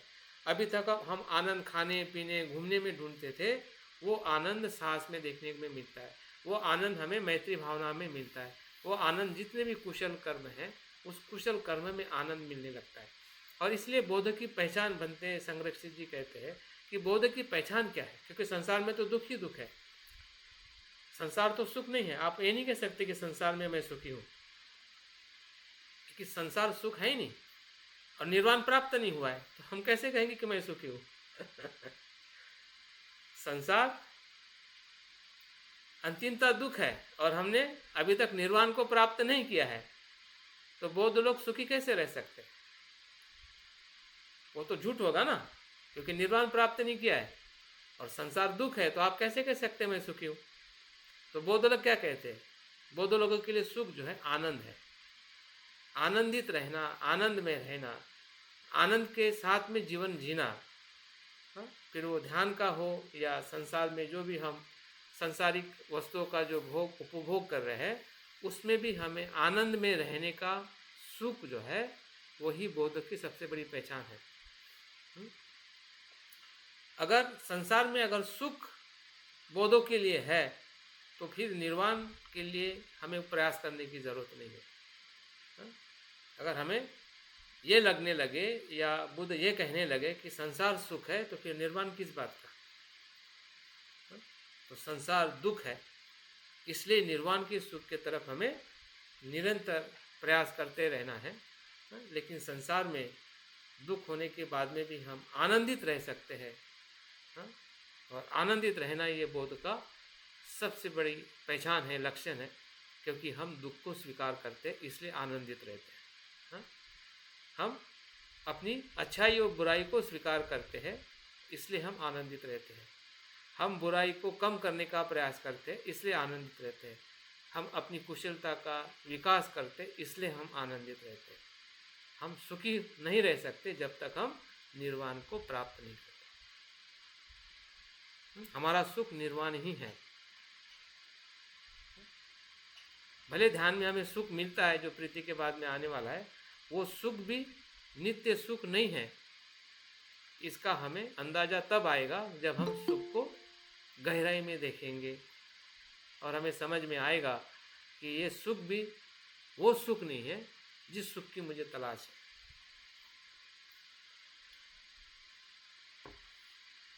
तो इस अर्थ से शब्द के साथ अगर उसको हम देखते हैं, स्वरूप में उसका जो लक्षण है, कार्य है, इसको अगर हम थोड़ा समझते तो प्रीति का जो लक्षण जो है उत्साहित और प्रसन्न होना। जब भी आप उत्साहित होते हैं ध्यान करने के लिए, सांस को देखने के लिए, मन कुशल कर्म करने के लिए, अभ्यास करने के लिए, शिविर में जाने के लिए, बात करने के लिए, लिखने के लिए, मतलब जो भी अच्छा कुशल कर्म है उसमें अगर उत्साह आ रहा है, प्रसन्नता आ रही है, तो समझ जाइए कि हम प्रीति के उस अंग के साथ है जो हमारे मन का स्वभाव धर्म है। दूसरा उसका कार्य जो है अभ्यास में रुचि उत्पन्न करता है, इंटरेस्ट। अगर इंटरेस्ट आ रहा है, जैसे कि आप लोगों ने इस विषय में प्रवेश किया, जैसे कि मैंने कल उदाहरण दिया कि हमारे पास में 80 लोगों ने रजिस्टर किया है, उसमें से आप 22-23 लोग हो, तो आपका जो इंटरेस्ट है, उत्साह के साथ में उसमें रुचि लेना, हाँ, मन को टिकाए रखना, विचार भी मन को टिकाना है। हाँ, प्रीति उस टिकाए हुए विचार का परिणाम है कि हमें और टिकाने के लिए बोल रहे, और आगे जाने के लिए बोल रही है। जितना उत्साह आएगा, जितना मन प्रसन्न होगा, उस विषय के साथ में बने रहने के लिए प्रयास करेगा, तो निश्चित ही है, हाँ, जिस प्रकार से वितर्क से हम विचार की तरफ आते हैं, तो विचार हमें प्रीति की तरफ ले जाता है और प्रीति हमें सुख की तरफ ले जाती है। हाँ, तो इस प्रकार से वो मन को उस विषय में ज़्यादा से ज़्यादा रुचि, जिसको हम कहते हैं इंटरेस्ट, उसको कहते हैं हम इच्छा शक्ति को ज़्यादा से ज़्यादा वो उत्पन्न करने वाला कार्य जो है प्रीति करती है। उदाहरण के तौर पे जब हमें कोई चीज़ पसंद आती है, खाने की हो, कुछ पहनने की हो, कुछ सुनने की हो, तो क्या हम उसको बार बार नहीं करते हैं? हाँ? या जिसको हम हॉबी कहते हैं, हैबिट कहते हैं। तो हॉबी और हैबिट क्या है? क्योंकि उस हॉबी और हैबिट में आपको प्रसन्नता मिलती है, ठीक है, और वो प्रसन्नता आपको वो कार्य करने के लिए उत्साहित करती है और हम बार बार वो काम में आनंद लेते हैं। तो आनंद अगर उसमें आ रहा है, हमारे हैबिट्स में, हमारे हॉबीज़ में, या हमारी जो भी भौतिक जीवन की जो हमारी पसंदगी है, तो वो आने में वो विषय जो है एक कारण है। तो यहाँ पे भी एक विषय है, जब हम मैत्री करते हैं, जब हम सांस को देखते हैं, लेकिन ये विषय जो है ये हमारा एक प्रकार से आंतरिक मन की तरफ ले जाने वाला है। वो जो विषय जो है वो बाहर के मन की तरफ ले जाने वाला है, इतना ही फर्क है। लेकिन आनंद वहाँ पे भी हमें मिलता है, आनंद यहाँ पे भी हमें मिलता है, लेकिन वो आनंद किसी वस्तु पे आधारित होता है, बाह्य वस्तु पे या बाह्य व्यक्ति पे। ये आनंद जो है वो हमारा खुद के ध्यान का, भीतर के मन का अनुभव होता है। इसलिए वो आनंद या वो प्रीति शब्द के साथ में एक जैसे ही है, लेकिन उसका जो आधार है वो आधार अलग अलग है। इस अर्थ से ये प्रीति उस प्रीति से अधिक महत्वपूर्ण है और बहुत ही हमें आनंद देने वाली। इसका निकट जो प्रकट जो रूप जो है, हाँ, इसका परिणाम के रूप में हमारे शरीर में ऊर्जा और आनंद का अनुभव होता है। हमारे मन में श्रद्धा और शुद्ध चित्त की निर्मिति के लिए एक प्रकार से ये परिबल है। हमारा शुद्ध चित्त जो है इस विषय के, ध्यान के विषय के साथ में जितना प्रीति का अनुभव होगा, आनंद का अनुभव होगा, और उसको शायद अगर आपने प्रीति के अनुभव को ध्यान के उदाहरण के साथ में अगर आप देखना चाहते हैं, जैसे कि तालाब में जो पानी आ रहा है वो झरने में से आ रहा है, वो उत्साह है। आपके भीतर जब झरना फूट जाता है, हाँ, झरना जब उस तालाब के भीतर से उस झरने से पानी आता है, उस प्रकार से जो हमारा उत्साह जो है वो हमारे भीतर के शुद्ध चित्त से, या जो विषय के साथ में जो शुद्धता है, या विषय के साथ में जो हमारा मन का जुड़ना है, उस मन के शुद्ध भाव से जो शरीर में या उत्साह है, हमें आनंद होने का जो अनुभव होता है, वो एक प्रकार से उसके परिणाम के रूप में या उसके अनुभव के रूप में हम ध्यान में या कुशल कर्म में उसको हम देख सकते हैं। अभी हम आगे आते हैं, जैसे कि प्रीति का अर्थ का लक्षण और कार्य हमने देखा है। अभी हम थोड़े उसके और विस्तारित रूप में उसके जो अलग अलग अनुभव है, 5 प्रकार के हमें अनुभव होते हैं, मतलब 5 प्रकार की प्रीति का अनुभव होता है। इसका जो वर्णन जो है बुद्ध घोष के विशुद्धि मग में, पाथ ऑफ प्यूरिफिकेशन अगर आपके पास में किताब है, हाँ, उस विशुद्धि मग में बुद्ध घोष जी ने बहुत ही अच्छी तरह से उसको विश्लेषण किया है। तो किस प्रकार से प्रीति का हमें शरीर में अनुभव होता है। पहली जो प्रीति है क्षणिक प्रीति कहते हैं। क्षणिक, शरीर में क्षणिक कंप या रोमांच होना, जैसे ध्यान में अचानक झुरझुरी होना। अगर आपके ध्यान में अगर झुरझुरी आती है और एक क्षण के लिए आती है और चली जाती है, जो कोई कहता है कि मुझे झटका लग गया है ना, तो झटका वो प्रीति का भी हो सकता है और आलस का भी हो सकता है। हाँ? आलस में भी झटका हमें लग सकता है। तो अगर आपका मन अगर निवरण में है, निवरण में जाके अगर झटका आ रहा है तो आलस है। अगर 5 ध्यान के अंग में वितर्क विचार के साथ में अगर हम हैं, अगर झटका आ रहा है, झुरझुरी आ रही है, तो समझ जाइए कि वो क्षणिक प्रीति का अनुभव है। दूसरी जो प्रीति बताई है वो कनिक का प्रीति, क्षण भर की प्रीति, मतलब वो क्षण भर रहती है, जैसे कि बिजली जैसी झलक, थोड़े समय के लिए आनंद आता है। हाँ? ये उसका उदाहरण है। अगर हमें शरीर में ध्यान के समय या कभी कभी प्रवचन सुनते समय, कभी कभी हम कुछ पैराग्राफ पढ़ लेते हैं, कुछ कभी हमारी पुरानी जो अच्छी यादें अगर हम आती है, तो ऐसे अनुभव हमें प्रीति के अनुभव हमारे साथ में हमेशा आते रहते हैं। तीसरा जो अनुभव जो है प्रीति, लहराती हुई प्रीति। जैसे कि शरीर में से एक लहर की दौड़ हो रही है। जैसे कि ऊपर से लेके नीचे तक पानी का प्रवाह, या पानी का लहर का प्रवाह अगर हमारे शरीर में कहीं अनुभव होता है, तो वो प्रीति की तीसरे प्रकार की प्रीति है। चौथी है उत्साहपूर्ण प्रीति। शरीर उछलने लगता है, हल्के होने लगता है। जैसे कि बहुत सारे अनुभव मुझे भी ऐसे काफ़ी हुए हैं, आप लोगों को भी शायद हुए होंगे, कि हमारा शरीर बहुत बड़ा लगने लगता है, हल्का लगने लगता है, उड़ने लगता है, ऐसा लग रहा है कि शरीर ही नहीं है। तो ऐसे जब अनुभव अगर हमारे शरीर के साथ में हो रहे हैं, तो ये सभी प्रीति के अनुभव है। इसलिए हमें उसको घबराने की ज़रूरत नहीं है, ना ध्यान को वहाँ पे रोकने की ज़रूरत है कि अभी शरीर का क्या होगा। कुछ नहीं होगा, शरीर वहीं पे है। लेकिन शरीर के जो एक उत्साह का जो मानसिक जो अनुभव है, वो हमें उस ध्यान की प्रक्रिया में होने लगता है। और 5वां जो अनुभव है, जिसको व्यापक प्रीति कहते हैं, पूरा शरीर ही मन और आनंद से भर जाता है। जैसे कि फुगे में पूरा हवा भर जाती है, या पानी ओतप्रोत भर जाता है। जैसे कि तालाब में उस कमल पुष्प का नीचे भी पानी है, ऊपर भी पानी है। इस प्रकार से पूरी तरह से हम उसमें भीग जाते हैं, या उस आनंद में, उस विषय के साथ में हम ओतप्रोत हो जाते हैं। तो इस प्रकार से ध्यान के भीतर आने वाली जो हमारी प्रीति है, तो इन 5 स्तर में हमारी प्रीति का अलग अलग अनुभव हमें ध्यान के विषय के साथ जैसे जैसे हम गहराई में जाते हैं, जैसे जैसे हम गहराई में जाते हैं, ध्यान के इसमें पहले 2 प्रकार की प्रीति का अनुभव हो सकता है। फिर दूसरे ध्यान में जब आते हैं, जहाँ पे वितर्क के विचार छूट जाते हैं, वहाँ पे सिर्फ प्रीति सुख एकाग्रता रहती है। तो कहीं ना कहीं चौथे और 5वें प्रकार की प्रीति का वहाँ पे हमें अनुभव होता है, क्योंकि वहाँ पे अभी वितर्क विचार छूट जाते हैं। सिर्फ डायरेक्ट प्रीति के साथ आगे के 3 अंग रहते हैं। तो इसलिए उसके जो प्रीति के जो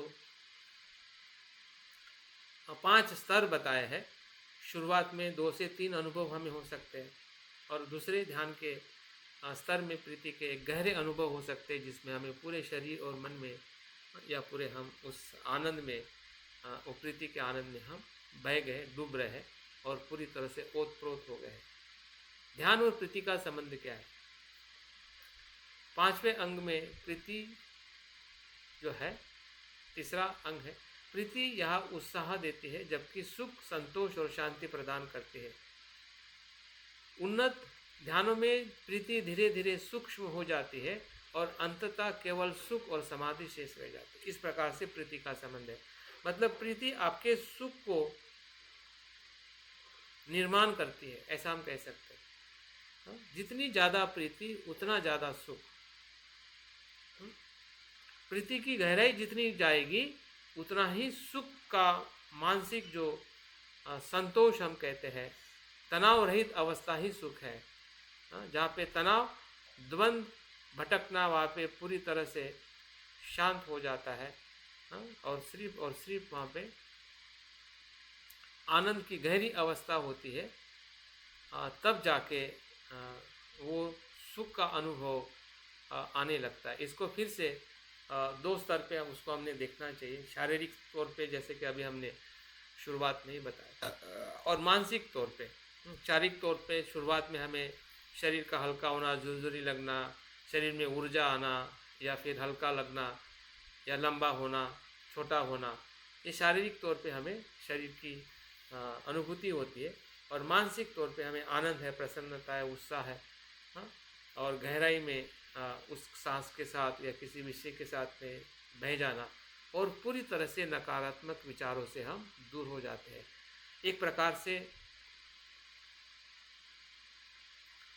प्रकार से जो भी 5 न्यूरॉन हैं वो पूरी तरह से शांत हो जाते हैं और दोबारा नहीं आते। अगर दोबारा आ रहे हैं इसका मतलब फिर से हम नीचे की समाधि की तरफ या अवस्था की तरफ जा रहे हैं। अगर बिल्कुल नहीं आ रहे हैं तो समझ जाइए कि हम प्रीति के उस गहरे अनुभव पे प्रवेश कर चुके हैं, जिसमें हमारे इस प्रीति के अनुभव में बताया जाता है कि मन चमकने लगता है। जो प्रकाश का भी जो अगर हमें मानसिक तौर पे अगर कुछ अनुभव ध्यान में होता है या हुआ होगा, तो आप आपके अनुभव को इसके आधार पर देख सकते हैं या अनुभव कर सकते हैं कि मेरा अनुभव कहीं ना कहीं इसी ही प्रकार से मैंने किया होगा, और ऐसे ध्यान के साथ मुझे आगे बढ़ने की ज़रूरत है। आधुनिक परिप्रेक्ष्य में भी देखा जाए, जो आज के रिसर्च हुए हैं, पॉजिटिव साइकोलॉजी हो, न्यूरो साइंस हो, इसमें भी इस प्रीति के अनुभव के आधार पे ही यहाँ पे 2 जो शब्द दिए हैं ना, डोपामिन और एंडोर्फिन, ये हमारे जो ब्रेन में निकलने वाले जो रसायन जो है, इसको सुख का रसायन कहते हैं। न्यूरो साइंस रिसर्च में यह पाया गया है कि डोपामाइन और एंड्रोफाइन सक्रिय होते हैं, जो सुख और ऊर्जा का अनुभव कराते हैं। जिस हमको सुख और ऊर्जा कहते हैं, उसी सुख और ऊर्जा को ब्रेन की भाषा में या ब्रेन के फंक्शन में उसको 2 प्रकार के जो हार्मोन्स है या 2 प्रकार के जो रसायन जो है उस नाम से जाना जाता है। और वो ध्यान से या प्रीति के अनुभव में या जो भी हम ध्यान का अनुभव लेते हैं, उसमें ये 2 रसायन जो है सक्रिय हो जाते हैं, और वो सक्रिय होने से पूरे शरीर और हमारी जो मानसिकता है उसमें बेहतरीन, जब भी हमें सुख का अनुभव होता है, ऊर्जा का अनुभव होता है, तो तब हमें ये समझ में आ जाना चाहिए कि हमारे ब्रेन में जो रासायनिक जो बदलाव उसके साथ में हो चुका है या हो रहा है, जिसमें डोपामाइन और एंड्रोफिन नाम के जो रसायन जो है वो हमारे ब्रेन में सक्रिय करके उसका हमें सुख और ऊर्जा के रूप में उसका हमें अनुभव होता है। तो यहाँ पे एक प्रकार से हमारा शरीर, हमारा मस्तिष्क और हमारे मन और मन के साथ में जुड़ा हुआ ध्यान, मतलब यहाँ पे 4 बातों का एक हम कलेक्टिव अभ्यास करने का यहाँ पे हम प्रयास कर रहे हैं कि यह जो हम ध्यान कर रहे हैं तो मन पे कैसा प्रभाव डालता है, किस अवस्था में आता है। जब मन किसी अवस्था में, प्रीति की अवस्था में आता है, तो हमारे मस्तिष्क में, जो मस्तिष्क हमारे पूरे शरीर को कंट्रोल करता है, हमारे शरीर के साथ में सभी समस्या और समाधान का जो केंद्र है वो ब्रेन है। ब्रेन का केंद्र जो है वो मन है। मन को डायरेक्शन देने वाला मार्ग है वो ध्यान है। ध्यान, मन, ब्रेन और हमारा शरीर। अगर शरीर के प्रति अगर हम जागरूक हैं और ब्रेन के प्रति जागरूक नहीं है, तो हम शरीर के प्रति आधी जागरूक है, पूरे जागरूक नहीं है। अगर आपको शरीर के बारे में बहुत कुछ पता है, आप अच्छा खा रहे हैं, अच्छा सो रहे हैं, अच्छी तरह से रह रहे हैं, लेकिन अगर हमें थोड़ा भी ब्रेन के बारे में पता नहीं है तो इसका मतलब शरीर के बारे में हमें कुछ भी पता नहीं है। सही तरीके से, क्योंकि ब्रेन जो है पूरे शरीर के साथ में जुड़ा हुआ एक क्या कहते हैं केंद्र है। जिस प्रकार से अगर हम मन को नहीं जानते हैं तो हम अपने जीवन को नहीं जान सकते।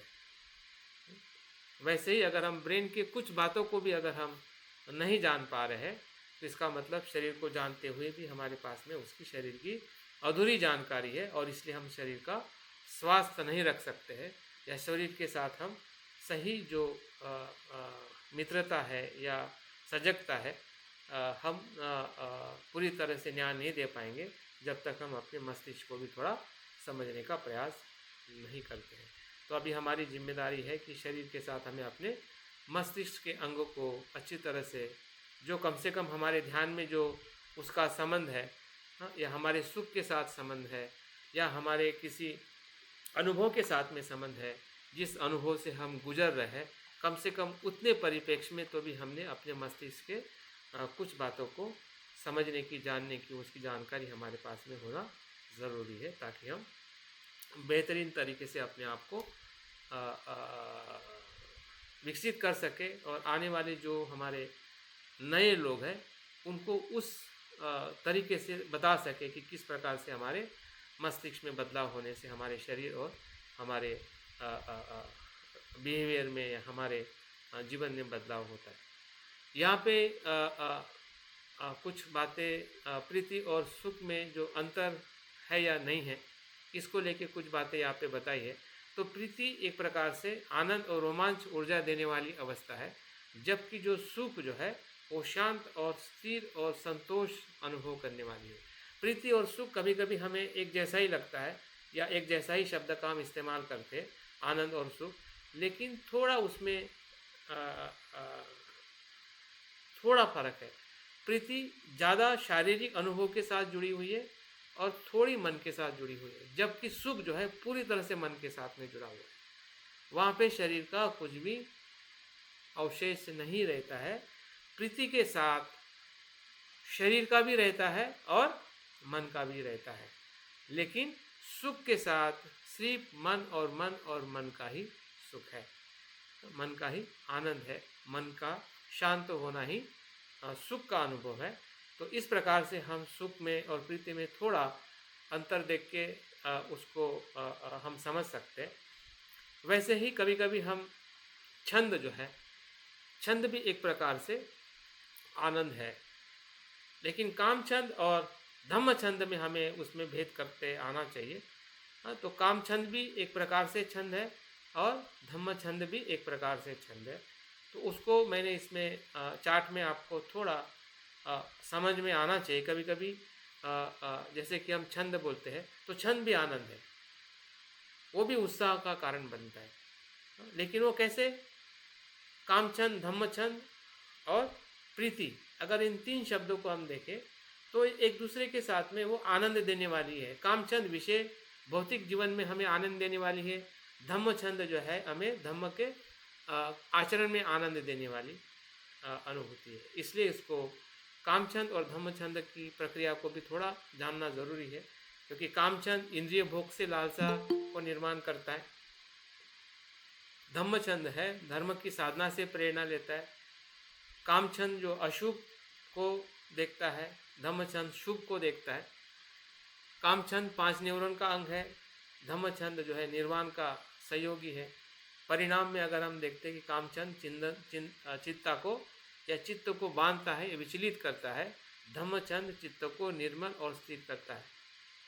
अगर उपमा के तौर में देखें कि काम छंद जो है कीचड़ में नाव की तरह है, फंसने वाली नाव की तरह है, जबकि धम्म छंद जो है एक अनुकूल चलती हुई नाव की तरह है।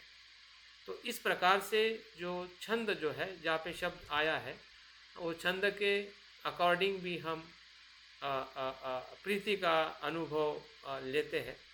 और यहाँ पे भी मैंने ये चीज़ फिर से आपको समझाने के लिए या समझने के लिए हमें इसकी मदद ले सकते धम्मचंद और प्रीति बहुत पास पास की है, दोनों का भी स्वभाव एक जैसा ही है। हाँ? शुभ प्रकृति में दोनों काम करते हैं, दोनों कुशल चित्त के पोषक है, दोनों साधना को आगे ले जाने वाले हैं, दोनों मानसिक ऊर्जा में मन को ऊर्जा और केंद्रित बनाने वाले हैं, और दोनों जो धम्मचंद और प्रीति जो है कामचंद और उदासीनता जैसे न्यूरॉन को दूर करने वाले, दोनों का कार्य सेम है, लेकिन शब्द जो है अलग अलग जगह पे इसका हम इस्तेमाल करते हैं। हाँ, धम्मचंद एक प्रकार से हमारी मानसिक अवस्था के रूप में देखा जाता है, और प्रीति ध्यान के भीतर आने वाला जो अनुभव है उस तरीके से उसको देखा जाता है। लेकिन उसका अगर अनुभव देखें दोनों आचरण में या दोनों जगह पे, तो मुझे नहीं लगता है कि दोनों में ज़्यादा भेद है। शब्दों में थोड़ा हमें उसका उच्चारण या उसका जो उपयोग है वो अलग अलग जगह पे दिख सकता है। यहाँ पे अगर हम अंतर की बात करें तो अंतर इतना ही है कि धम्मचंद जो है वो एक प्रकार की इच्छा है, इन एक प्रकार से अच्छे कर्म को करने की इच्छा या उधर झुकना है। प्रीति एक प्रकार से अनुभूति है जो भावनात्मक प्रेरणा या प्रसन्नता हमें देती है। इसको उदाहरण के तौर पे ऐसा बताया जाता है कि धम्मचंद जो है एक बीज बोने की प्रक्रिया है या बीज बोने की इच्छा है, तो प्रीति जो है बीज अंकुरित होने की खुशी है। हाँ, तो जैसे हमने वितर्क और विचार में हमने देखा कि वितर्क एक प्रकार से विषय के साथ जुड़ना है और विचार जो है एक प्रकार से उस विषय के साथ में ठहरना है, उसी प्रकार से धम्मचंद और प्रीति का भी ऐसा ही अनुभव है कि किसी कुशल काम करने में आपकी इच्छा उत्पन्न होना। हाँ, और प्रीति जो है उस इच्छा के साथ में जो आपको फल मिल रहा है या उसमें से अंकुरित हो रहा है, कुछ निर्माण हो रहा है, कुछ परिणाम मिल रहा है जो हम कर्म कुशल कर्म करने के छंद में, तो उस अनुभव में हम प्रीति का अनुभव देख सकते हैं। फिर वो हमारा किसी भी प्रकार का कुशल कर्म हो, फिर ध्यान का हो या फिर प्रीति का हो। अभी अंतिम ज़्यादा समय मैं न लेते हुए सिर्फ जो आज कल हम सुबह ध्यान करने वाले हैं, प्रीति के अंग पर जो चिंतन करने वाले हैं, उसमें 5 प्रक्रिया के या 5 स्टेप में हम अभ्यास कल के ध्यान में करने वाले हैं, जिसमें हम प्रीति के अंग का अनुभव लेने वाले हैं। हम पहले अंग में हम प्रीति को उत्पन्न कैसी होती है उसको हम देखेंगे, प्रीति कहाँ उत्पन्न होती है उसको हम देखेंगे, प्रीति शरीर और मन में कैसे हमें अनुभव होती है उसको हम देखेंगे, और फिर प्रीति का जो तुलना जो है काम वासना या काम छंद के साथ में हम प्रीति का तुलना देखेंगे, और अंतिमतः प्रीति किस प्रकार से सुख एकाग्रता या बाकी जो 5 जो ध्यान की अवस्था है, 4 अवस्था जो है या अंग है, उसके साथ में कैसे हमें उसका अनुभव होता है, इस प्रकार से प्रीति का हम ध्यान करने वाले हैं। तो मुझे लगता है कि जो बातें मैंने अभी बताई है और आप कुछ समझ पा रहे हैं, तो यही है प्रीति। एक प्रकार से हम कह सकते हैं अभिधम्म पिटक में, विशुद्धि मग में, सुत पिटक में इसकी बहुत सारी सूत्र है जिसका अभ्यास करके हम और इसको आप उसके बारे में ज़्यादा जानकारी ले सकते हैं। लेकिन हमारे इस अभ्यास के समय में या अभ्यास के हमारे उद्देश्य के साथ जो चीज़ें हम कर सकते हैं या करनी चाहिए, उतनी बातें मैंने समझाया है या आप समझ पा रहे हैं। तो कल के सुबह के सत्र में हम इसी प्रीति के अंग को और बेहतरीन तरीके से देखने का या चिंतन करने का हम सराव करेंगे। तो आज का जो हमारा वर्ग है इसकी जानकारी हमें सुबह के वर्ग में उसके हमें उपयोग होने में हमें लेनी है, ताकि आपका ध्यान अच्छी तरह से हो सके। तो ठीक है, मैं अभी अपनी बात यहाँ पे पूर्ण करता हूँ। हमारा 10 मिनट ज़्यादा हुआ है, क्योंकि 10 मिनट आप लोगों का रिपोर्टिंग रहने से 10 मिनट मुझे इधर ज़्यादा लेना पड़ा, अन्यथा हम 10:30 बजे ही आज का वर्ग समाप्त करते। बहुत बहुत धन्यवाद आज के सत्र में बने रहने के लिए। आनंदित रहिए, प्रीति में रहिए और कल प्रीति का अनुभव लीजिए। ठीक है, थैंक यू वेरी मच। करते हैं। जय भीम, नमो बुद्धाय। Thank you, thank you. Good night, जय गुरु। Thank you sir.